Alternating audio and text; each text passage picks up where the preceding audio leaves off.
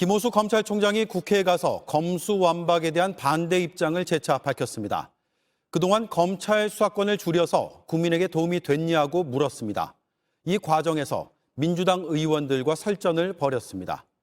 민주당에선 검찰이 한동훈 검사장의 휴대전화 비밀번호도 못 풀어 무혐의 처분하지 않았냐고 되물었습니다. 이런 가운데 검수완박을 반대하는 전국의 평검사 대표들이 조금 전 한자리에 모였습니다. 2003년 강금실 당시 법무부 장관이 기수를 깨는 인사를 하겠다고 해서 반발한 이후 19년 만에 처음입니다. 서울중앙지검을 연결하겠습니다. 박사라 기자, 회의가 이제 막 시작이 됐을 것 같은데 어떤 내용이 나올 것 같습니까? 네, 검수완박 법안의 문제점과 대안에 대해 실무를 맡고 있는 평검사들끼리 끝장 토론을 해보자는 분위기입니다. 이 문재인 대통령이 김호수 총장에 주문한 검찰의 공정성 확보 방안에 대해서도 논의가 이뤄질 것 같습니다. 이 자정을 훌쩍 넘겨서 새벽 2시쯤에야 회의가 끝날 것 같다는 말까지 나옵니다. 네, 자, 김호수 총장이 그 공정성 확보 방안에 대해서 입장을 내놨다가 번복을 했죠. 네, 그렇습니다. 오늘 아침까지만 해도 김 총장은 경찰에 대한 수사 지휘권을 부활시키는 대신 검찰의 수사권을 없애는 것도 방법이라고 말했습니다. 그러자 대검찰청이 김 총장의 이런 발언은 대통령에게도 보고된 적이 없고 검토하고 있지도 않다며 선을 그었습니다. 이후 김 총장이 다시 기자들에게 검찰 수사권이 결코 박탈돼선 안 된다는 거를 역설적으로 말한 거였다고 말하면서 바로 잡은 겁니다. 네, 검찰 내부에서도 서로 혼선이 있었던 모양이군요. 김 총장의 이런 발언이 마치 검찰의 수사권을 포기하는 것으로 읽힐 수 있어서 논란이 됐습니다. 한 부장검사는 검수완박은 수사권 폐지가 그 본질이기 때문에 수사 지휘권을 부활시켜도 그 자체로 위헌이라고 비판했습니다. 다른 검사도 수사 지휘권 부활은 절대 대안이 될 수 없다고 했습니다. 검찰 내부에서도 다른 이야기가 나오자 김 총장과 대검이 급히 수습에 나선 것으로 보입니다. 네, 오늘 김 총장이 국회 법사위에 출석을 했는데 자세히 들어볼까요? 네, 김 총장이 검수완박 반대 입장을 설명하는 과정에서 더불어민주당 소속 의원들과 설전을 벌이기도 했습니다. 직접 들어보시죠. 그 규정대로 시행을 해보니 어떻게 되었습니까? 과연 국민들께서 원하시는 대로 부패범죄 수사가 효율적으로 진행되었습니까? 한동훈 검사 핸드폰, 휴대폰 비밀번호도 못 풀어서 무혐의 처분했고, 그리고 도이치모터스 주가 조작 사건 제대로 수사도 못했고, 또 뭐 있었습니까? 자, 그러면 검찰이 제시하는 검수완박의 대안은 뭡니까? 검찰은 우선 학계와 시민사회 등의 의견도 들어보고 대안을 마련하자는 입장입니다. 네덜란드 헤이그에 있는 국제검사협회에 검수완박 법안 문제점을 검토해달라 대검이 이런 요청까지 했고요. 내일은 전국 부장검사 회의가 예정돼 있어서 빠르면은 이번 주 내로 의견이 모아질 것으로 보입니다. 네, 대검찰청에서 박사라 기자였습니다. 이런 검찰의 조직적 반발 속에 국회는 검수완박 법안의 심사를 본격적으로 시작했습니다. 국회를 연결합니다. 안지영 기자, 법안 심사가 지금 진행 중입니까? 오후 5시부터 이곳 법사위에서 시작된 법안 심사 소위는 현재는 잠시 정회된 상태입니다. 앞서 여야 원내대표가 국회의장 주재로 만났지만 서로 이견만 확인한 채 끝이 났고요. 이어 소위에서 여야 의원들이 본격적으로 검찰의 수사권을 없애는 내용의 검찰청법과 형사소송법 개정안에 대한 조문 심사에 들어갔습니다. 비공개로 진행된 가운데 한 참석자는 이제 겨우 10분의 1 정도 심사를 마친 상태라고 내부 분위기를 전하기도 했습니다. 지금 진도로 볼 때요, 소위는 내일까지 이어질 전망입니다.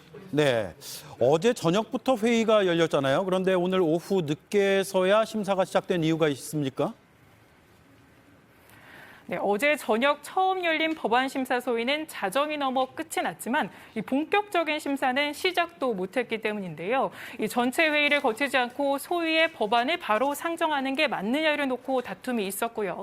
또 회의를 공개하는 여부를 두고도 신경전이 이어졌던 바 있습니다. 이 회의가 시작된 이후엔요, 법원 측이 이런 법안은 처음 봤다며 이 사실상 반대 의견을 내면서 민주당 의원과 논쟁이 벌어지기도 했었는데요. 이 발언은 직접 들어보시죠. 이 형사 절차를 굉장히 많이 지금 근본적으로 바꾸는 그런 내용이기 때문에 이거는 좀 각계의 의견을 잘 수렴을 해보고 그 입법 정책에 관련해서 그렇게 법원행정처에서 이래라 저래라 의견을 제시를 하는 게 타당하다고 생각하십니까? 자, 예정대로라면 이달 안에 본회의 통과돼 예정대로 될까요? 네, 아직은 상황을 지켜봐야 합니다. 민주당은 문 대통령이 주재하는 5월 3일 마지막 국무회의에 법안을 올리기 위해선 늦어도 이번 주 안에 법사위 처리부터 본회의 상정까지 해야 한다는 입장입니다. 박병석 국회의장이 이번 주 토요일부터 5월 초까지 해외 순방도 예정돼 있는 상태인데요. 국민의힘은 무제한 토론인 필리버스터를 통해 이 법안 처리를 최대한 막겠다는 입장이어서 이번 주가 지나봐야 윤곽이 나올 것으로 보입니다. 네, 국회에서 안지영 기자가 전해드렸습니다. 사법부는 검수완박이 너무 성급하게 추진되고 있다는 취지의 뜻을 국회에 전달했습니다. 경찰을 견제할 장치가 부족하다는 의견도 냈습니다. 사법부의 이런 입장을 근거로 삼으며 인수위도 논쟁에 다시 뛰어들었습니다. 사법부조차 처음 들어봤다고 하는 위헌적 법안이고 입법 쿠데타라고 주장했습니다. 정종문 기자입니다. 대법원이 국회 법제사법위원회에 제출한 이른바 검수완박 법안에 대한 의견서입니다. 법원은 경찰이 소극적으로 수사했을 때 충분한 견제 장치가 있는 것인지 검토할 필요가 있다고 썼습니다. 수사권이 없어진 검찰이 보완 수사나 재수사를 요청할 일이 더 많아졌는데 바뀐 법이 실효성이 있냐고 물음표를 찍은 겁니다. 개정안이 통과되면 경찰이 사건을 끝냈을 때 고발한 사람이 이의 신청을 해야만 검찰이 보완 수사 요구를 할 수 있습니다. 법원은 법을 잘 모르는 시민들이 이의 신청을 하지 않아 피해를 볼 수 있다는 내용도 담았습니다. 또 법원은 경찰이 체포하거나 구속할 때 법을 어겼다면 검사가 풀어줄 수 있는 권한이 있어야 한다고도 했습니다. 시민의 인권을 보호하기 위해서란 겁니다.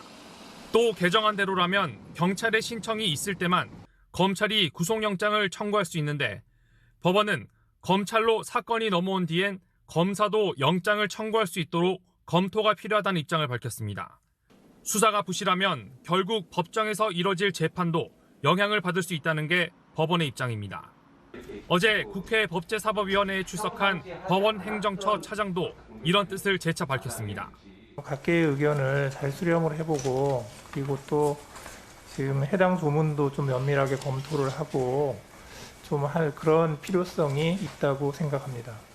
법원 행정처 출신 한 판사는 법원이 이례적으로 강한 목소리로 반대 의견을 냈다며 견제받지 않는 경찰 권력에 대해 우려를 내놓은 것이라고 해석했습니다.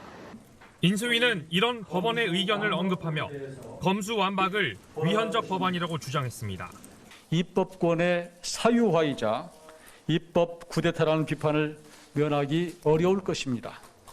JTBC 정종문입니다. 네, 경찰이 수사권을 다 넘겨받고 검찰이 보완 수사도 할 수 없다면 견제가 제대로 될지 사례를 통해서 보겠습니다. 현장의 취재 기자에 따르면 경찰이 수사를 제대로 안 해서 억울함이 생겨도 다시 따져 물을 두 번째 기회가 사실상 없어질 수도 있다고 합니다. 김지성 기자입니다. 성범죄 사건을 많이 맡아온 변호사에게 지난주 한 의뢰인이 찾아왔습니다. 다니던 직장 대표로부터 성폭행을 당했는데 경찰이 무혐의 결정을 내리고 사건을 끝냈다는 겁니다. 이유가 황당했다고 합니다. 이유서를 봤더니 사건이 발생한 지 심지어 35시간이 지나서야 고소했다. 이렇게 기재를 해놨더라고요. 가해자가 피해자에게 한번 봐달라는 취지로 말하는 통화 녹음이 있었는데 경찰은 이 녹음도 확인하지 않았다는 게 변호인 측 주장입니다. 경찰 관계자는 사건이 불송치돼 기록이 검찰에 넘어가 있는 상태라며 구체적 내용에 대한 답변은 힘들다고 밝혔습니다. 김 변호사는 검찰이 다시 직접 보완 수사를 해달라며 이의 신청을 할 계획입니다. 하지만 검찰 수사권이 폐지되면 경찰만 다시 사건을 수사할 수 있습니다. 피해자 입장에서는 도돌이표만 찍어야 되는 거거든요. 그래서 원래 이게 혐의 인정이 안 됐다고 생각했던 사람에게 다시 판단을 받는. 범죄 피해자들이 구제받을 두 번째 기회가 없어진다는 겁니다. 만약 검찰에서도 무혐의를 받게 되면 피해자는 재정 신청이라는 제도를 이용해 검찰이 아닌 법원에서 다시 판단을 받아볼 수 있습니다. 하지만 검찰 수사권이 폐지되면 이런 장치도 쓸 수 없게 됩니다. 당장 경찰 수사 인력이 부족하다 보니 서민들의 피해가 많은 경제, 금융범죄 사건에서 수사가 잘 진행되지 않을 수 있다는 우려도 나옵니다. 검찰이 수사의 전문성을 쌓아온 분야입니다. 서민 금융범죄나 대형 금융범죄에 대한 수사 경력이 많이 있다 보니 이러한 수사 경력을 충분히 살릴 수 있도록 하는 방향으로 갔어야지 경찰에 이양을 하는 것은 국민들에게 피해를 줄 수 있다고 생각을 합니다. JTBC 김지성입니다. 개정안이 통과되면 경찰의 수사 권한은 더욱더 강해집니다. 이에 대해서 그동안 경찰이 어떤 입장인지는 잘 알려지지 않았습니다. 어제 경찰 수뇌부는 충분한 수사력이 있다고 주장했습니다. 반면 내부에선 업무 부담이 커지고 전문성이 떨어질 수 있다는 우려도 함께 나옵니다. 백민경 기자입니다. 현직 경찰관이라고 밝힌 구성원의 글입니다. 앞선 수사권 조정으로 업무가 늘어나 지금도 사실상 제대로 된 수사가 어렵다고 주장합니다. 경찰 한 명당 사건이 50건에서 200건에 달한다. 수사부서는 순번을 정해 탈출할 정도로 깊이가 심각하다는 내용이 적혀 있습니다. 검수완박 법안이 통과되면 감당할 수 없게 된다는 겁니다. 전문 지식뿐 아니라 각종 법률이 얽힌 권력형 범죄는 법률 전문가의 조언도 필요하다고 지적합니다. 또 다른 구성원은 행정부에 속한 경찰이 외압 없이 살아있는 권력을 수사하기 어려울 수 있다고 했습니다. 며칠 사이 직장인 익명 커뮤니티 서비스에 검수완박과 관련한 글이 올라오고 있습니다. 반대로 전문성과 수사 경험을 쌓아 점차 수사권을 확보해야 한다는 주장도 나옵니다. 선배들이 어렵게 열어놓은 길인데 실력이 없으면 조용히 물러나라는 비판도 이어집니다. 어제 남구준 경찰청 국가수사본부장은 6대 범죄에 대해서도 경찰의 수사 건수가 검찰에 비해 월등히 많다며 오랜 기간 전문성을 높이기 위해 노력했다고 말했습니다. 일각에서 경찰의 수사력을 우려하자 반박에 나선 겁니다. 그러면서도 국회에서 논의 중이기 때문에 입장을 밝히는 건 적절치 않다며 논의를 지켜보겠다고 했습니다. 하루 전 전국 경찰 직장협의회도 그간 검찰의 수사는 통제받지 않는 수사였다며 검수완박에 찬성 입장을 밝혔습니다. 경찰 내부망 게시판에도 조직이 당당하게 나서 수사권을 되찾아야 한다는 취지의 글이 이어지고 있습니다. JTBC 백민경입니다. 국민의힘에 이어 윤석열 당선인 측에서도 정호영 보건복지부 장관 후보자의 자진 사퇴를 거론하기 시작했습니다. 인수위 고위 관계자들에겐 부정적인 여론을 우려하는 보고가 지속적으로 올라가고 있는 것으로 파악됐습니다. 인사청문회 강행 의지를 보였던 당선인 측의 입장도 오늘 미묘하게 달라졌습니다. 최수영 기자입니다. 부정의 팩트가 없다는 입장을 고수했던 윤석열 당선인 측이 도덕성을 추가 잣대로 거론했습니다. 부정한 팩트라고 이야기를 하셨던 것이 법적인 어떤 그 책임을 넘어서 도덕성까지 더 한 차원 높은 차원에서 국민의 눈높이에 맞지 않는 사안이 혹은 있는지 없는지에 대해서 또 측근 인사란 지적을 의식한 듯 윤 당선인과 정 후보자 인연에 대해 40년 지기가 아니라고 선을 긋기도 했습니다. 조국 전 장관과 뭐가 같으냐며 격앙된 반응을 보였던 것에서 한 발 물러난 모양새입니다. 이런 가운데 당선인 측에서도 자진 사퇴를 거론하는 목소리가 나오기 시작했습니다. 당선인 측 한 관계자는 내부에서도 우려가 확실히 커지면서 관련 보고가 많이 올라가는 걸로 안다며 사퇴 시점이 중요하다는 취지로 언급했습니다. 인수위의 한 고위 관계자도 JTBC에 인수위에 걱정하는 사람들이 늘었다며 인수위 지도부 쪽으로 부정적 여론과 우려의 민원들이 많이 들어오고 있다고 분위기를 전했습니다. 인수위 내부에선 정 후보자의 자진 사퇴를 전제로 시기를 저울질할 필요성도 제기되고 있습니다. 국민의힘은 중진 의원들까지 가세해 자진 사퇴 목소리를 높였습니다. 국민의힘 한 중진 의원은 JTBC와의 통화에서 첫 단추를 잘 꿰어야 하는데 국민 눈높이에 적절하지 않다며 거취 용단을 내려야 한다고 강조했고, 또 다른 중진 의원도 정서적으로 부정적 영향을 미치고 있는 게 맞으니 깔끔하게 정리해야 한다고 말했습니다. JTBC 최수연입니다. 정호영 후보자는 오늘도 단 한 건의 불법이나 부도덕도 없었다고 주장했습니다. 과연 그런지는 앞으로 드러나겠죠. 새로운 의혹은 또 나왔습니다. 아들의 의대 편입 당시에 특별 전형으로 특혜를 받았다는 내용입니다. 1년 전 편입 시험 때 서류 전형에서 떨어졌는데 그때 냈던 서류를 똑같이 내고도 그 이듬해엔 합격을 했다는 내용입니다. 유유한 기자입니다. 정호영 복지부 장관 후보자 아들은 2017년 의대 편입에서 떨어졌습니다. 대학 성적과 영어 점수, 외부 활동 등을 보는 서류 평가에서 탈락한 겁니다. 그런데 다음 해인 2018학년도 편입 전형엔 지역인재 특별 전형이 새로 생겼습니다. 대구 경북에서 고등학교를 나와야만 지원할 수 있습니다. 정 후보자 아들은 여기에 지원해 최종 합격했습니다. 2017년과 비교해 자기소개서를 빼면 달라진 건 아무것도 없습니다. 경북대 의대가 특별 전형을 시행한 시점이 후보자 아들 입학과 겹쳐 시행 배경을 두고 논란이 계속됩니다. 당시 특별 전형으로 뽑는 인원이 학칙 규정보다 훨씬 많은 점도 의문입니다. 최소 30%만 뽑으면 됐지만 정 후보자 아들이 뽑힌 해엔 절반 넘게 특별 전형으로 채워졌습니다. 다만 경북대는 정 후보자가 선발 인원을 직접 결정한 건 아니라고 주장했습니다. 입학전형위원회가 있다는 걸 봤을 때 후보자가 영향을 미쳐서 그렇게 정해지는 구조가 아니죠. 2019년, 2020년에 23명씩 뽑았기 때문에 2018년에 17명보다는 분명히 많아진 거고.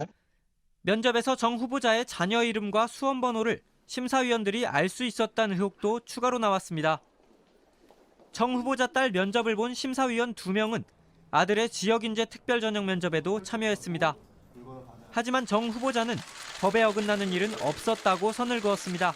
단 한 건도 불법이거나 도덕적으로 부당한 행위를 한 적이 없습니다. 2030 청년들에게는 대단히 송구스럽게 생각합니다. 정 후보자는 교육부 감사를 적극 환영한다고도 했습니다. 다만 감사가 이뤄져도 최소 수개월이 걸리는 만큼 청문회 전까지 의혹을 풀긴 불가능하다는 지적이 나옵니다. JTBC 유요한입니다. 네, 의혹의 진원지 바로 경북대학교입니다. 경북대 학생들을 만나봤습니다. 불공정해 보인다. 조국 전 장관 때와 비슷하다. 박탈감이 들었다. 이런 얘기들을 들을 수 있었습니다. 반면에 교수진은 특혜는 있을 수 없다고 주장했습니다. 이혜성 기자입니다. 경북대학교 온라인 익명 커뮤니티에 정호영이라고 치자 게시물이 줄줄이 뜹니다. 모두 정 후보자의 자녀 입시 특혜 의혹에 대한 내용입니다. 이건 찝찝하다며 제대로 수사해야 한다는 의견부터 조국과 똑같다는 비판까지 나옵니다. 조국 전 법무부 장관님의 사태랑 비슷하지 않나 생각은 하고 기회를 만드는 과정에서 그게 너무 권력의 개입이 있었지 않나. 정 후보자 측은 밝혀진 건 없다는 입장이지만 학생들은 박탈감을 호소했습니다. 상대적 박탈감이 들었어요. 어쨌든 고위 계층이잖아요. 아버지 백으로 하고 싶어도 못하는 사람도 있는데. 부모 찬스 덕에 이력에 올릴 연구에 참여할 수 있다는 것만으로도 이미 공정하지 않다고 말합니다. 오수, 육수 이렇게 하는 친구들도 많은데 부모님 덕분에 연구도 참여를 하고 해서 스펙도 엄청나게 짱짱하니까 이거는 당연히 승고가 안 될 수 없지 않나. 하지만 경북대 의대 교수진은 이런 의혹에 강력 반발하고 있습니다. 입시 공정성을 의심하지 말라는 겁니다. 불불 끓죠. 면접하고 구술평가가 있는데 구술평가는 그 전날 이제 출제위원들이 모여가 합숙을 해서 그대로 이렇게 들어가지고 그 문제를 이제 설명을 하고 바로 투입되는 이런 구조. 그러면서 정 후보자가 경북대 병원장을 지낸 것과 자녀가 의대에 편입학한 건 서로 관련 없는 사실이라고도 주장했습니다. 병원장이라고 해도 의대에 영향력을 미칠 수 없다는 겁니다. 경북대학교가 국립대학이니까 교수 한 사람 한 사람이 왕이에요. 특히 이제 병원하고 이 두 개가 사실 벽이 좀 있어요. 이게 이제 달라요, 구조가. 벽이 있고 구조가 다르다고 했지만 정작 아들 정 씨의 자기소개서 평가위원 6명 중 3명은 후보자와 친분이 있었습니다. 또 이 3명은 다른 평가위원들보다 상대적으로 높은 점수를 줬습니다. JTBC 이혜선입니다.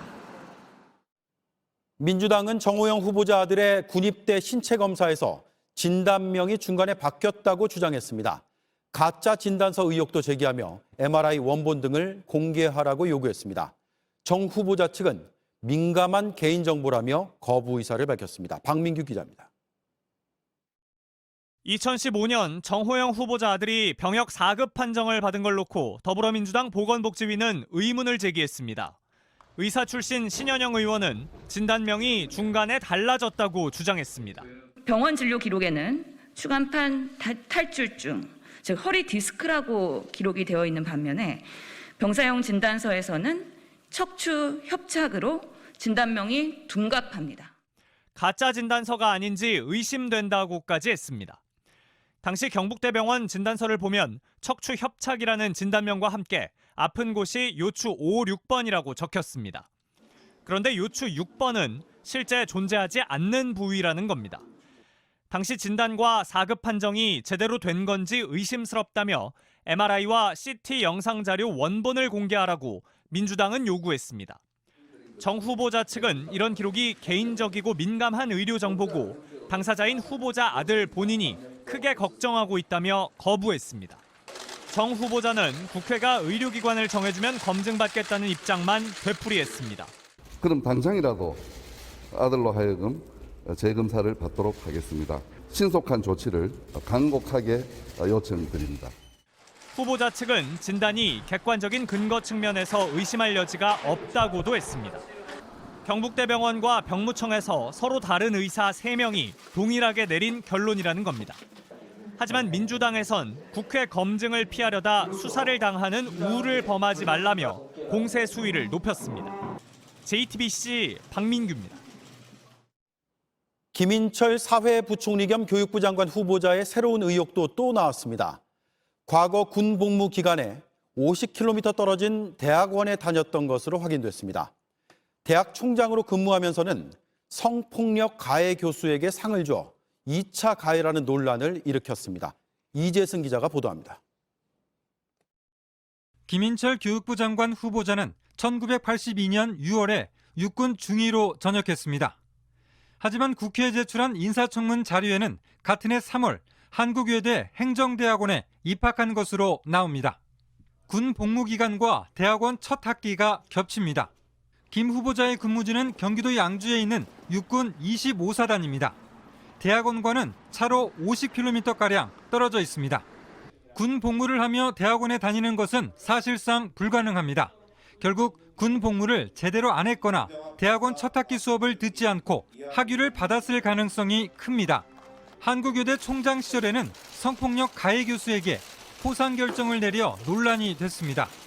2018년 A 교수는 성폭력 가해자로 지목돼 교내 징계위에서 정직 3개월 처분을 받았습니다. 그러나 이듬해 한국외대는 A 교수에게 10년 근속공로 명목으로 금 3돈을 줬습니다. 한국외대 포상 규정에는 장기 근속 포상은 행정지원처장의 추천을 받아 총장이 결정한다고 나와 있습니다. 앞서 잇따라 터진 학내 미투 사건에 대해 2차 피해가 발생하지 않도록 하겠다고 약속까지 한 뒤였습니다. 학교 대표라는 분이 학교의 명예를 실추시키는 이런 사건들에 대해서 그렇게밖에 처리할 수 없었나라는 굉장히 큰 답답함 그리고 분노가 많았고, 김 후보자 측은 인사청문회 전까지 개별 대응하지 않겠다는 입장입니다. 하지만 계속해서 논란에 휩싸이고 있는 김 후보자에게는 험난한 청문회가 예상됩니다. JTBC 이재승입니다. 이상민 행정안전부 장관 후보자의 새로운 의혹도 불거졌습니다. 위장 전입 의혹입니다. 강남 8학군의 자녀를 진학시키려고 위장 전입한 걸로 의심됩니다. 주민등록법을 소관하는 부처는 다름 아닌 행안부인데 장관 후보자가 위반 의혹에 휩싸였습니다. 박현주 기자입니다. 서울 서초구 우면동에 있는 한 아파트입니다. 이상민 행정안전부 장관 후보자는 1999년 2월부터 이곳에 전입신고를 했습니다. 그런데 그해 배우자 정모 씨는 홀로 서울 서대문구 홍제동 한 빌라로 주소를 이전했습니다. 해당 빌라에는 정 씨 모친이 살고 있었습니다. 이 후보자 측은 정 씨 모친 봉양을 위해 전세를 얻었다면서도 해당 건물주가 바뀌어도 계약을 유지할 수 있도록 주소를 옮긴 것이라고 해명했습니다. 부부의 주소지가 달랐던 건 이때만이 아니었습니다. 2004년 6월 정 씨는 또다시 서울 강남구 도곡동에 위치한 업무용 오피스텔로 아이들과 함께 주소를 옮깁니다. 이 후보자가 살던 우면동 아파트에서 차량으로 10분 거리에 있습니다. 그런데 이 오피스텔에선 우면동 아파트와 달리 이른바 강남 8학군에 배정됩니다. 여기는 좀 교육, 뭐 배정 관계라든지 학급 수요 그런 분들이 좀 찾죠. 이 후보자의 딸과 아들은 1991년생과 1994년생으로 제 나이대로 다녔다면 당시 딸은 중학교 1학년, 아들은 초등학교 5학년입니다. 자녀들이 진학을 앞두고 있던 시기였던 겁니다. 실제 2년 뒤인 2006년 9월에야 정 씨는 이 후보자 아파트로 주소를 옮깁니다. 이 후보자 측은 당시 후보자도 부인과 함께 도곡동으로 이사하려고 했지만 전세 계약 기간이 남아 이사하지 못했다고 해명했습니다. 자녀 진학 문제로 주소지를 옮긴 사실을 인정한 셈입니다. 행안부는 어떤 그 경찰을 함께 일을 하고 그러는 직접적인 부서이기 때문에 그 7대 검증에 하나라도 하자가 있다면 더 심각한 문제가 야기되고. 이 후보자 측은 주소지와 실제 살았던 곳이 달랐던 것에 대해 국민께 송구하다면서 인사청문회에서 충실히 답변하겠다고 밝혔습니다. JTBC 박현주입니다. 네, 국무위원 후보자들을 둘러싼 의혹이 매일 새롭게 나옵니다. 한두 명이 아니고 한 사람 한 사람에게 제기된 의혹도 한두 개가 아닙니다. 이쯤 되면 인수위가 검증을 도대체 어떻게 한 걸까라는 궁금증이 생깁니다. 인수위 담당하는 최승기 기자가 나와 있습니다. 청문회 문턱을 넘지 못할 걸로 보이는 후보자가 계속 늘고 있습니다. 네, 그렇습니다. 우선 인사청문회 검증 대상자는 국무총리 후보자와 장관 후보자 18명 등 총 19명입니다. 이 가운데 상당수 후보자가 언론 검증 등을 통해서 이미 여러 문제점을 드러내고 있습니다. 네, 얼핏 추려봐도 이게 의혹이 손으로 셀 수 없을 것 같습니다. 네, 핵심 의혹들부터 몇 가지 말씀을 드리겠습니다. 한덕수 총리 후보자는 로펌에서 고액 고문료를 받은 것, 그리고 통상 분야 고위 관료 시절에 외국계 기업의 집을 임대해서 이해충돌 논란이 있었습니다. 네. 이상민 후보자는 자신이 사회이사를 맡은 회사의 계열사에 아들이 입사를 해서 논란이고요. 이창영 후보자 역시 사회이사 경력이 문제입니다.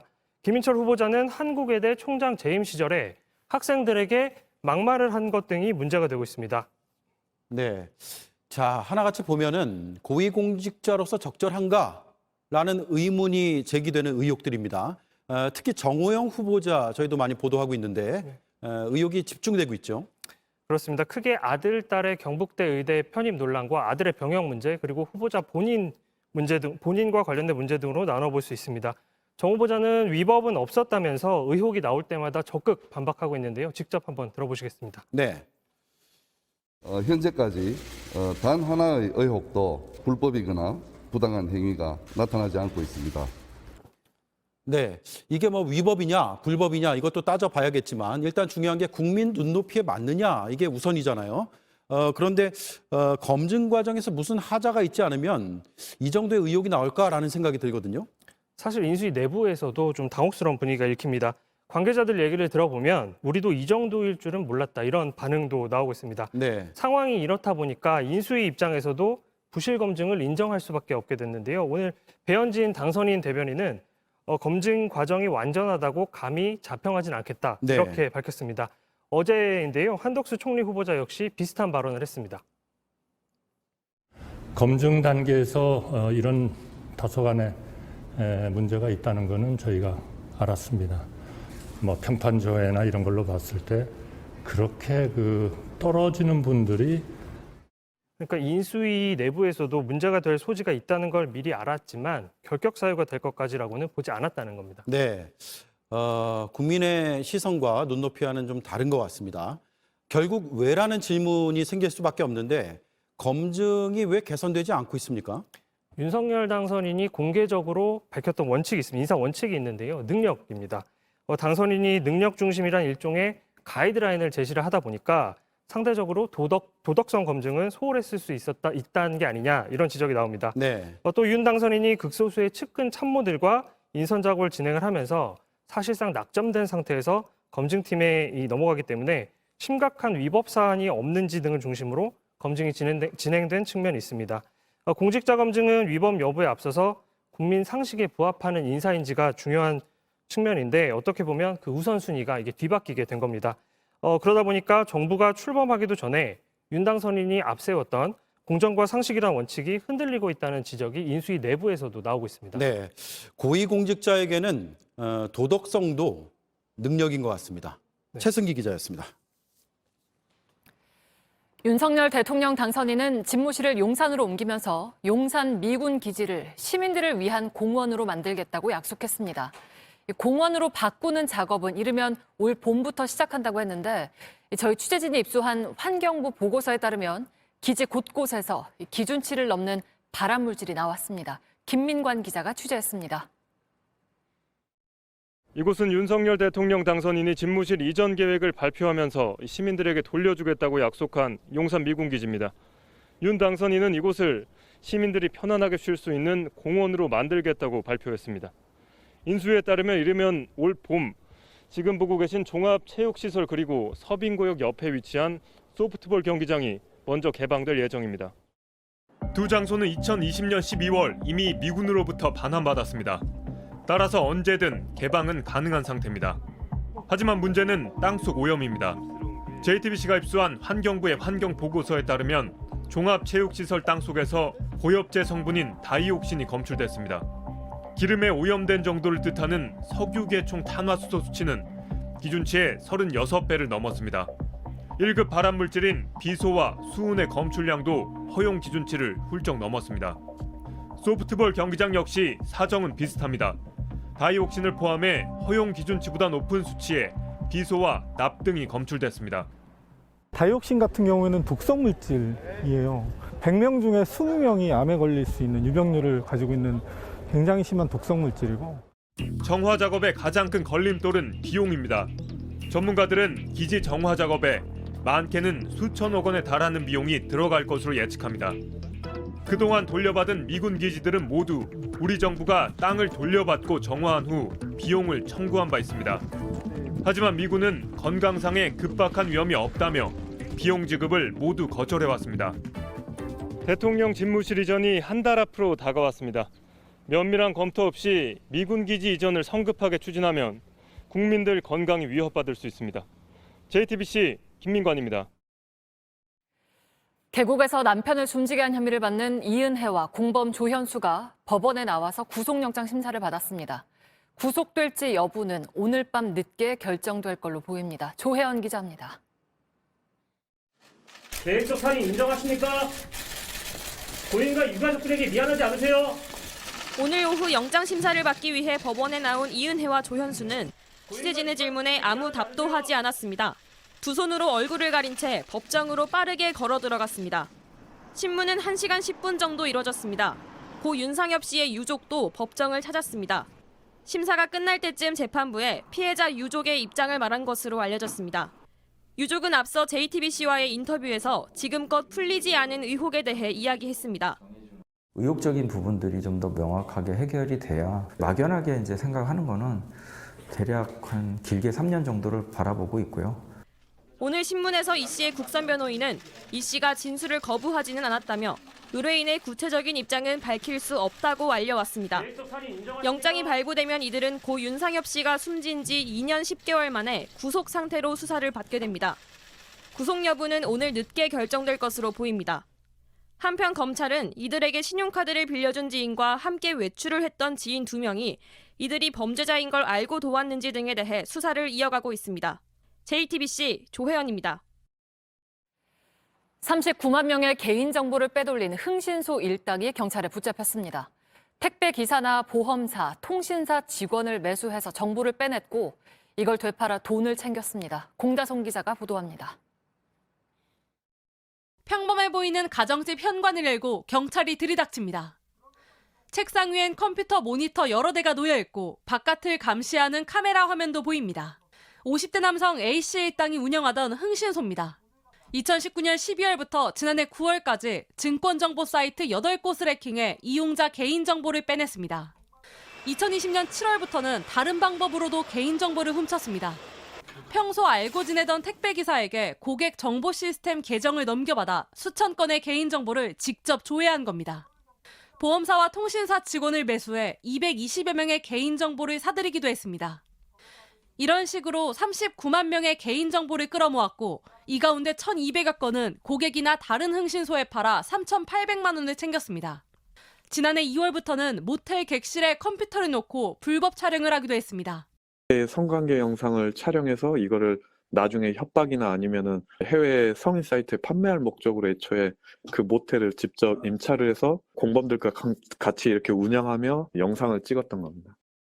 경찰은 A씨를 포함한 흥신소 일당과 택배기사와 보험사, 통신사 직원 등 16명을 검찰에 넘겼습니다.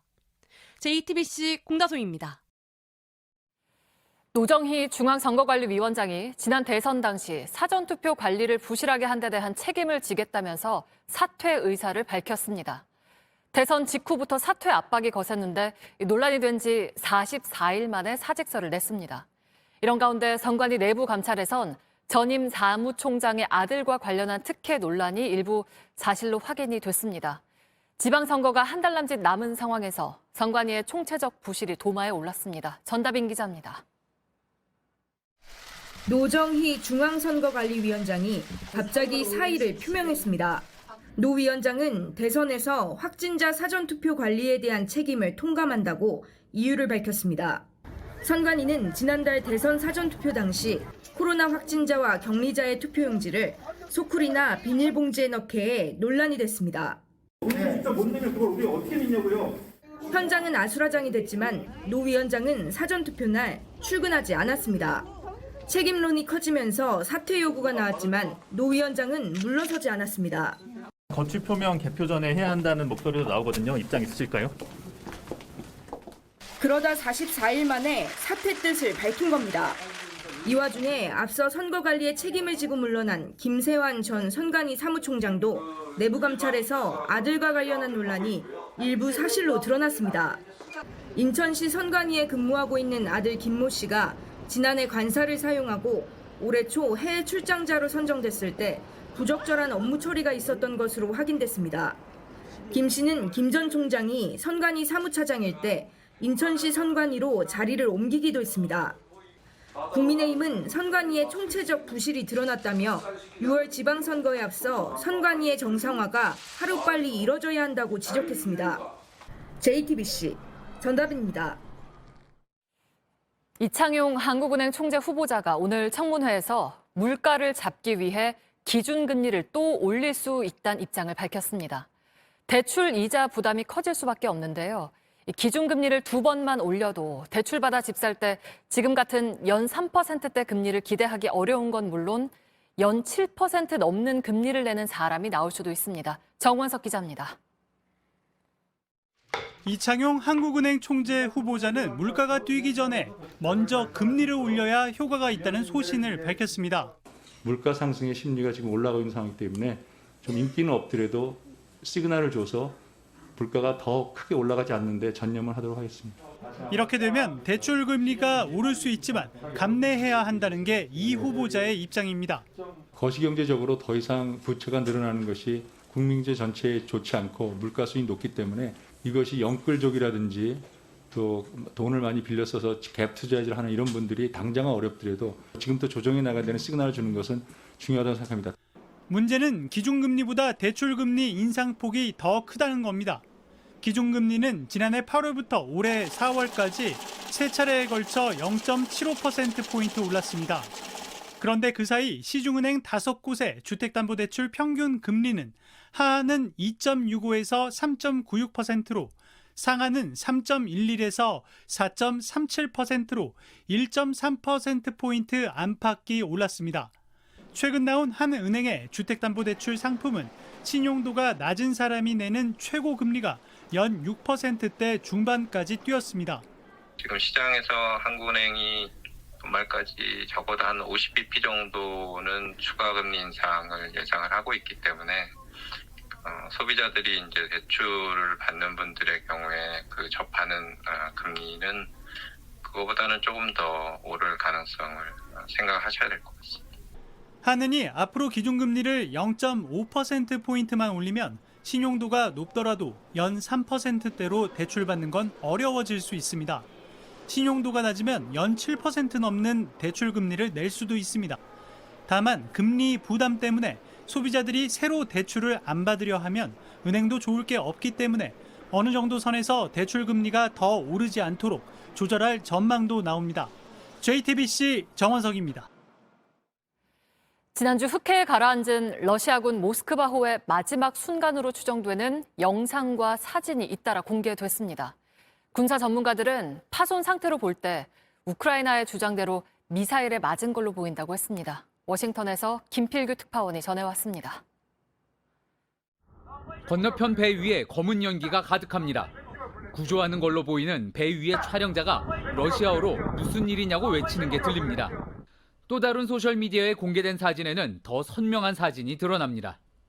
한쪽으로 기운 배 왼쪽에는 검은 구멍이 보이고 헬기와 구명보트는 모두 사라졌습니다.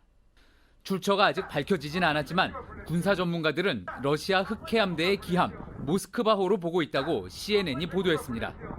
이 사진을 본 예비역 미 해군 함장 칼 슈스터는 미사일이 함교 아래에 맞아 폭파했을 가능성이 높다고 밝혔습니다. 자국 대함 미사일로 모스크바호를 격침시켰다는 우크라이나 군의 주장과 일치합니다. 사진과 영상 속 파도가 잔잔한 걸로 보아 단순 화재 후 풍랑에 의해 배가 가라앉았다는 러시아 측의 설명은 설득력을 잃고 있습니다. 사고 이후 러시아군은 모스크바호의 승조원 전원을 구조했다며 영상을 공개했습니다. 하지만 이마저도 사실관계를 정확히 가릴 수 없다는 반응이 많습니다. 모스크바호엔 500명 이상 승선할 수 있지만 영상 속의 병사는 100여 명에 불과하기 때문입니다. 웃고 있는 일부 병사들의 모습을 두고 침몰 이전에 찍어둔 영상일 가능성도 제기됩니다. 무엇이 진실이든 이번 침몰로 러시아군은 전 세계 해군사에서 손에 꼽힐 손실을 입었다는 오명은 피할 수 없게 됐습니다. 워싱턴에서 JTBC 김필규입니다. 러시아는 우크라이나 동부 돈바스 지역을 본격적으로 공격하기 시작했습니다. 근처 작은 도시에는 10,000명 넘는 민간인들이 갇혀 있어서 또다시 대량 학살을 걱정하는 목소리가 나옵니다. 김재형 기자입니다. 폭격을 맞은 건물이 무너져 내렸습니다. 마을은 폐허로 변해버렸습니다. 러시아군이 우크라이나 동부의 소도시 이지움을 점령했습니다. 러시아는 우크라이나 돈바스 지역의 관문인 이 지역을 군사물자를 전달하는 거점으로 삼았습니다. 이미 도시의 80%가량이 파괴됐고 10,000명 넘는 주민들이 수도와 전기, 난방이 끊긴 채 지하실에서 지내는 걸로 전해졌습니다. 이지움 시장은 민간인 대량 학살이 벌어졌던 북부도시 부차와 같은 상황이 일어날 수 있다고 경고했습니다. 러시아군은 돈바스에 대한 공격도 본격적으로 시작했습니다. Зараз вже можна констатувати, що російські війська розпочали битву за Донбас, до якої давно готувались. 지난 8년간 우크라이나 정부군과 친러 반군이 싸워온 이곳에서 다시 대규모 전투가 시작될 거란 우려가 나옵니다. 일부 도시에선 러시아군이 진입해 시가전이 시작됐고 사상자도 속출하고 있는 것으로 전해졌습니다. 한편 러시아는 현지 시간 18일 서부 르비우에 미사일 공격도 감행했습니다. 군사시설과 타이어 정비소, 호텔 등이 공격을 받아 최소 7명이 숨지고 11명이 다쳤습니다. І я вважаю, що зараз по всій країні не є безпечно. І я сподіваюся, що скоро це все закінчиться. Коли сьогодні вдарили 5 ракет, я проснувся від цих вибухів і 러시아 해군 지휘한 모스크바호 침몰 뒤 주요 도시를 중심으로 보복 공세에 나선 걸로 보입니다. JTBC 김재현입니다. 중국 정저우시의 한 수영장 천장이 무너져서 3명이 숨지고 9명이 다쳤습니다. 지난해 천장 일부가 떨어졌는데 제대로 고치지 않아서 큰 사고가 났습니다. 박성훈 베이징 특파원입니다. 지진이라도 일어난 듯 건물 천장이 폭삭 내려앉았습니다. 건물을 지탱하던 철골은 엿가락처럼 휘었습니다. 어제 오전 중국 정저우시의 한 수영장 천장이 갑자기 붕괴됐습니다. 수영장 내부는 폭격을 당한 듯 아수라장으로 변했습니다. 천장에서 떨어진 잔해에 수영을 하던 사람들까지 그대로 깔렸습니다.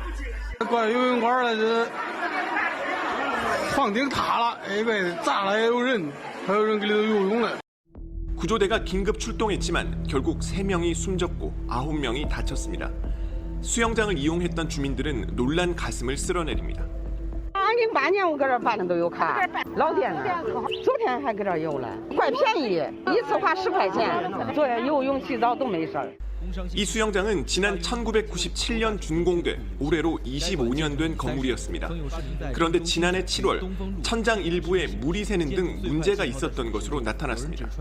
당시 시민들이 올린 사진에 따르면 천장의 임시 보수가 진행됐고 보수 공사 중에도 수영장은 계속 운영됐습니다. 이후 방치돼 오다 결국 대형 사고로 이어지고 말았습니다. 이날 광시성 칭저우의 한 중학교에선 교내 공사 중이던 타워 크레인이 갑자기 무너져 학생 한 명이 깔려 숨지는 일도 벌어졌습니다. 베이징에서 JTBC 박성훈입니다. 장애인들의 이동권 관련해서 서울시와 대통령직 인수위원회가 대책을 내놨습니다. 서울시는 2년 뒤 모든 지하철역에서 장애인들이 혼자 지하철을 탈 수 있게끔 하고, 또 인수위는 장애인 이동권을 국정과제로 삼겠다고 했습니다. 20년 동안 되풀이된 약속이 이번에는 제대로 지켜질 수 있을지 이승환 기자가 자세한 내용 살펴봤습니다. 개통을 한 달여 앞둔 신림선 서원역. 오세훈 서울시장이 승강기에 오릅니다. 전동차에 올라 휠체어 고정장치가 제대로 작동하는지 직접 만져봅니다. 장애인 이동권 문제를 둘러싼 논쟁이 격화되자 시장이 직접 현장을 찾은 겁니다. 셋강역에서 서울대역까지 11개역을 연결하는 신림선은 교통약자가 도움을 받지 않고 지상 출구부터 승강장까지 이동할 수 있게 설계됐습니다. 2년 뒤엔 모든 역에 이를 적용하겠다고 밝혔습니다. 전임 서울시장들이 똑같이 했던 약속이지만 이번엔 지켜내겠다고 약속한 겁니다. 과거와는 달리 매우 구체적인 타임 스케줄을 가지고 엘리베이터 설치를 지금 거의 다 약속드린 시점까지 맞출 수 있도록 노력하고 있습니다. 대통령직 인수위도 장애인 이동권 확대를 국정과제로 삼겠다고 밝혔습니다. 장애인 콜택시는 2027년까지 100% 도입률을 달성하고 대중교통 이용 곤란 지역을 중심으로 해서 법정 대수를 상향하도록 하겠습니다. 전문가들은 구체적인 예산 계획도 함께 제시해야 한다고 강조합니다. 단지 그것을 구체적으로 뒷받침할 수 있는 예산, 이것을 수립할 수 있는 계획, 이런 것들이 더 계속 미뤄지고 무산되고 이렇게 됐던 역사가 있는 것이거든요. 실제 정부와 지자체의 장애인 이동권 확대 약속은 20년간 거듭되어 왔지만 예산 우선순위에서 밀려 폐기되거나 반토막이 되어왔습니다. 지하철 승강장과 전차 사이 간격 문제 등 이동권 보장을 위해 보다 세심한 정책도 필요하다는 지적입니다. 전국 장애인 차별 철폐연대는 내일 인수위 입장을 추가로 검토한 후 지하철 탑승 시위 재개 여부를 논의하겠다는 입장입니다. JTBC 이승환입니다. 한 20대 여성이 고등학생 때부터 최근까지 5년 동안 성폭행을 당했다고 고소장을 냈습니다. 가해자로 지목된 사람은 집에서 학교까지 학생들을 승합차로 태워주는 이른바 봉고차 아저씨였습니다. 정영재 기자입니다. 변호사가 손에 든 건 한 20대 여성의 호소입니다. 5년 동안 이어진 악몽을 끊으려 A씨는 용기를 냈습니다. 2017년 3월 고등학교 2학년이던 A씨. 통학승합차, 이른바 봉고차를 이용했습니다. 승합차를 운전하던 봉고차 아저씨는 친구 아버지기도 했습니다. A씨는 이 봉고차 아저씨가 입시에 도움 줄 교수를 소개해주겠다며 대전의 한 사무실로 데려갔다고 했습니다. 문을 걸어 잠그고부터 담배를 피질 하더니 일단 앉으래요. 다 알고 오지 않았냐고, 눈치가 없냐고, 옷 벗으라고 그렇게 강압적으로. 성폭행을 했고 나체 사진을 찍어 협박했다고 주장했습니다. 두려움은 컸고 친구 아버지라 더 주변에 알리기 힘들었다고 했습니다. 성관계까지 했고 서로 간의 비밀이 생긴 거니까, 근데 너가 만약에 이걸 어디다 신고를 하거나 그러면 그 친구한테 유표를 하겠다 사진을. 성폭력은 점점 잦아졌다고 말했습니다. 하지만 동영상을 퍼뜨리겠다는 협박에 A씨는 아무것도 할 수 없었습니다. 성관계란 것도 영상을 가지고 있고 너가 만약에 신고를 한다면 이거 다 퍼뜨릴 생각이다. 이런 협박과 폭력은 성인이 된 후로도 멈추지 않았고 최근까지 계속됐다는 게 A씨 설명입니다. A씨가 연락을 끊자 봉고 아저씨는 지난 2월 나체 사진을 문자로 보내 협박을 이어갔습니다. 이 고리를 끊어야 한다는 생각에 5년 만에 신고할 결심을 했습니다. A씨 변호인은 가해자가 혐의를 인정했다고 밝혔습니다. 인정 다 했으면 인정하고 원만하게 해결하고 싶다 이렇게 얘기를 했고, 그 이후에 읍소하는 이런 부분이. 고소장을 받은 경찰은 사실관계를 확인하고 있습니다. JTBC 정영재입니다. 사회 출발선에 서서 힘껏 달리고 싶지만 아픈 가족을 돌보며 삶에 허덕이는 청년들이 있습니다. 손을 뻗어줘야 할 정부는 이런 돌봄 청년들의 정확한 현황조차 아직 파악하지 못하고 있습니다. 김서연 기자가 취재했습니다. 30살 김율 씨는 뇌병변 장애에 조현병까지 앓고 있는 아버지를 벌써 15년째 돌보고 있습니다. 제가 중3 때 아버지가 뇌출혈로 쓰러지셔서 약 챙겨드리고 밥 챙겨드리고 옷 갈아입히고 가족의 생계까지 김 씨의 몫이었습니다. 살면서 용돈을 받아본 적이 없죠. 어차피 대학 갈 돈도 없었고 그래서 그냥 20살 때부터는 좀 일을 했죠. 중학생 때 병으로 어머니를 떠나보낸 21살 김모 씨는 병원비로 빚 2천만 원을 떠안았습니다. 여기에 병을 앓는 조부모도 부양해야 했습니다.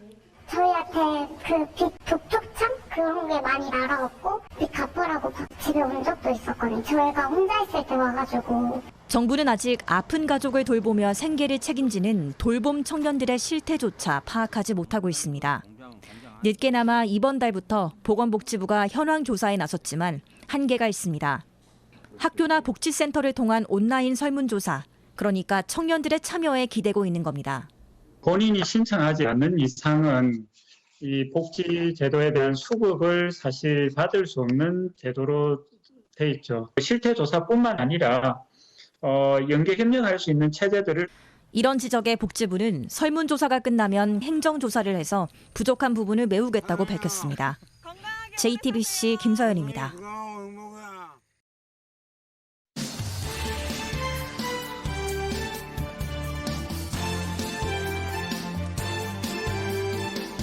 뉴스의 숨은 이야기 백브리핑 시작합니다.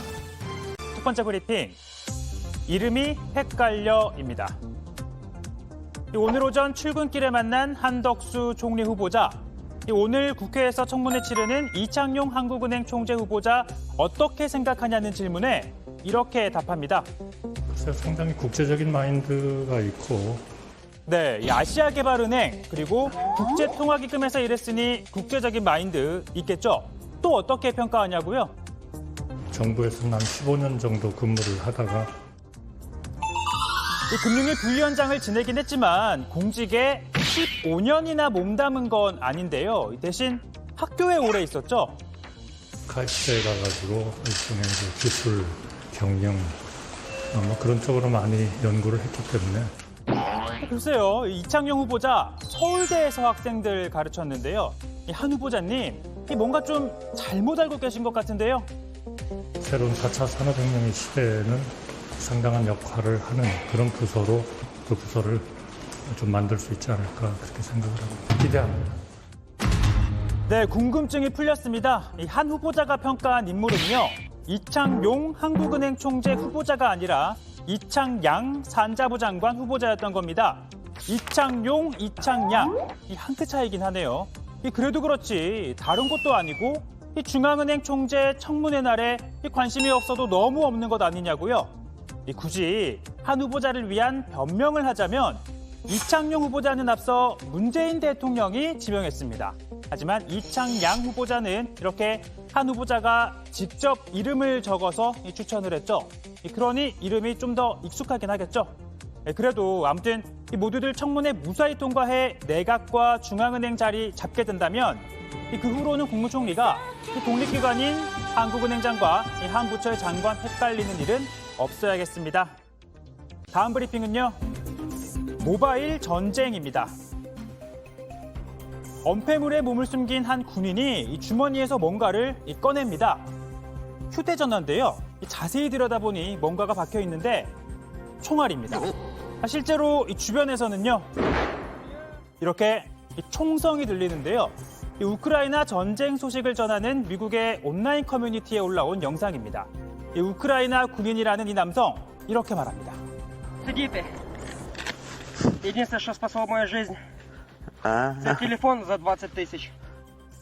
네, 러시아 군이 쏜 총알이 휴대전화에 박혀 목숨을 구했다는 건데요. 이 영상 공개되자 이 케이스 모양과 크기 등을 토대로 이 갤럭시 시리즈라는 추정이 나왔는데요. 이 엄청난 행운이다, 이 총알도 막아내는 방탄폰이다, 이런저런 반응들 이어지고 있습니다. 그런가 하면 한 우크라이나인이 러시아군의 이동 경로를 공개했습니다. 이 키우 근처 호스토멜에서 또 국경을 넘어 벨라루스 고멜로 갔다가 최근엔 러시아 벨고로드로 이동한 건데요. 이곳은 특히 러시아군이 돈바스를 공격하기 위해 집결하는 장소이기도 합니다. 이 민간인이 어떻게 러시아군의 이동 경로를 알 수 있냐고요? 사실 이 경로는 러시아군이 아닌 에어팟의 이동 경로입니다. 이 러시아 병사가 이 남성의 무선 이어폰을 훔쳤고 이 주인이 분실물 찾기 앱을 이용해서 위치를 추적한 겁니다. 그는 러시아 괴물들에게 약탈당했지만 기술 덕분에 지금 어디 있는지 알 수 있다라고 했는데요. 이 모바일과 디지털 기술의 발전이 삶을 피폐하게 만드는 역효과를 낸다. 이런 주장에도 일리는 있습니다만 이 두 경우는 전혀 뜻밖이지만 의미 있는 또 긍정적인 역효과 아니었을까 싶습니다. 오늘 백브리핑 여기까지입니다.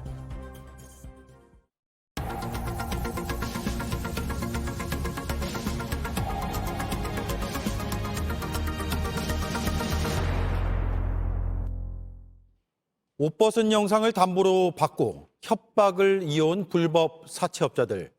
이들은 홀로 아이를 키우다 돈이 다급해진 미혼모의 상황을 이용한 악랄한 범죄를 저질렀습니다. 미혼모들의 삶이 궁지로 몰렸지만 사회로부터 도움을 받지 못한 건 함께 고민해 볼 부분입니다. 관련 소식 오늘도 이어갑니다. 사채업자들은 협박을 넘어 알려주는 곳에서 일하라고 요구를 했고 노출 영상도 점점 더 달라며 헤어나오기 어렵게 만들었습니다. 이가람 기자가 취재했습니다. 돈이 급한 미혼모에게 옷을 벗은 영상을 담보로 돈을 빌려준 사채업자의 메시지입니다. 돈을 제때 갚지 못하자 영상을 퍼뜨리겠다고 협박했습니다. 그러면서 유독 영상통화를 요구했습니다. 낸심 뒤보고 돈을 달라더나. 니 내한테 용돈 하나 보내는 게 그렇게 힘든 일이가? 아니잖아. 용돈 보내가 할 거 하고. 또 다른 신체 노출 영상을 요구한 겁니다. 대뜸 저한테 영상통화를 해가지고 자기가 원하는 대로 해야지 연체라든지 이자 원금이라도 이제 까지 않겠냐. 그냥 나체로 그냥 자기가 원하는 대로 운동을 하라는 거예요. 안 하면 너는 영상 유포할 수밖에 없다. 자신들이 소개한 곳에서 일을 하면서 돈을 갚으라고도 했습니다. 거기 들어가. 내가 30만 원 벌면은 10만 원 자기네 주고 나머지는 내가 가져라 이러는 거예요. 사채업자 일당은 돈을 빌릴 사람을 데려오면 한 명의 소개비 6만 원씩을 주겠다며 다단계 방식으로 피해자들을 모은 것으로 파악됐습니다. 여성들을 집중적으로 노렸고 JTBC가 파악한 피해자만 현재까지 5명이 넘습니다. 서울경찰청이 사채업자 일당을 추적하고 있는 가운데 수사를 진행할수록 확인되는 피해 사례는 점점 더 늘어나고 있는 것으로 파악됐습니다. JTBC 이가람입니다. 네, 지금 인천에서는 재개발로 철거가 결정된 고시원 관계자들과 경찰이 30시간 넘게 대치하고 있습니다. 인화 물질을 가지고 있어서 경찰이 설득을 이어가고 있다고 합니다. 무슨 일인지 어떤 상황인지 현장을 연결해 보겠습니다. 이자영 기자, 뒤에 보이는 건물이군요. 네, 그렇습니다. 제 뒤로 보이는 고시원 6층에 2명이 남아서 경찰과 대치를 하고 있습니다. 이곳에서 숙식하던 고시원 원장과 직원인데요. 대치는 어제 오후 1시 40분쯤부터 시작이 됐습니다.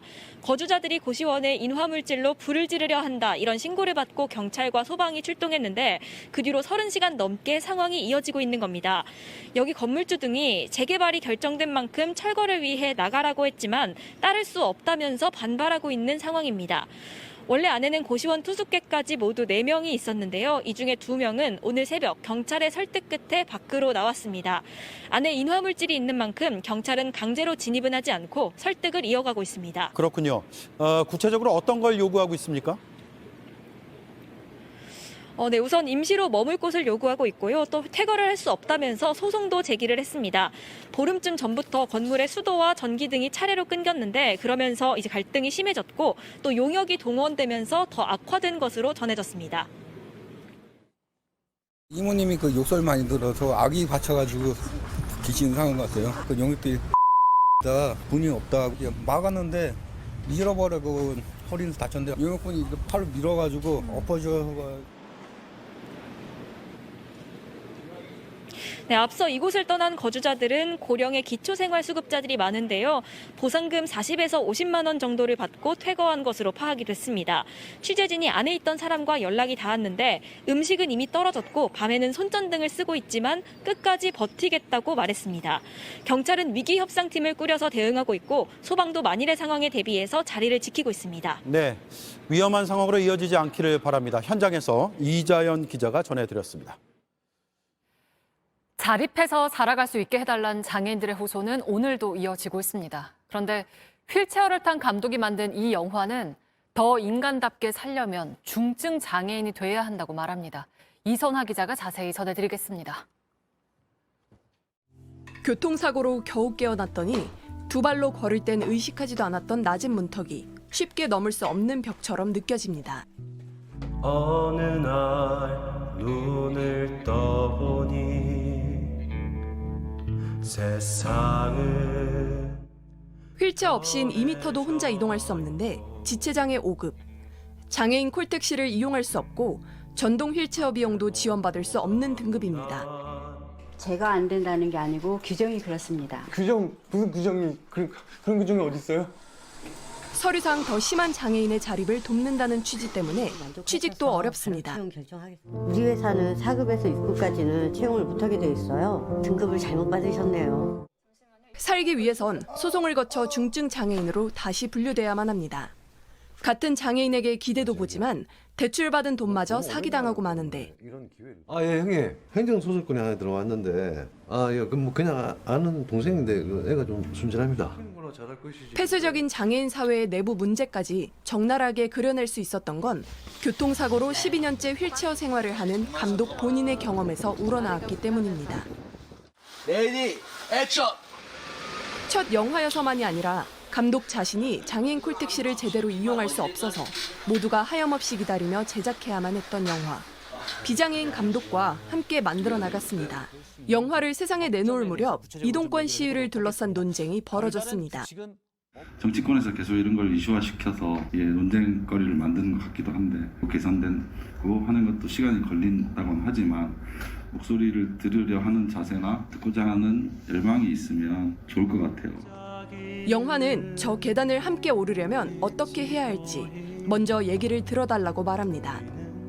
당신이 되기면 그 사회 어떻게 할 건가? 유턴 할 건가? 어떻게 살까? JTBC 이선아입니다. 네, 내일도 맑고 건조한 가운데 일교차가 크겠습니다. 전국의 아침 기온은 4도에서 14도, 낮 기온은 18도에서 27도로 오늘과 비슷하겠습니다. 서울을 비롯한 수도권에선 내일 오전까지 미세먼지 농도가 높을 거란 예보입니다. 우연이 계속되면 필연을 의심할 수밖에 없습니다. 그게 국민 눈높이입니다. 뉴스룸 내일도 잘 준비해 놓겠습니다. 고맙습니다.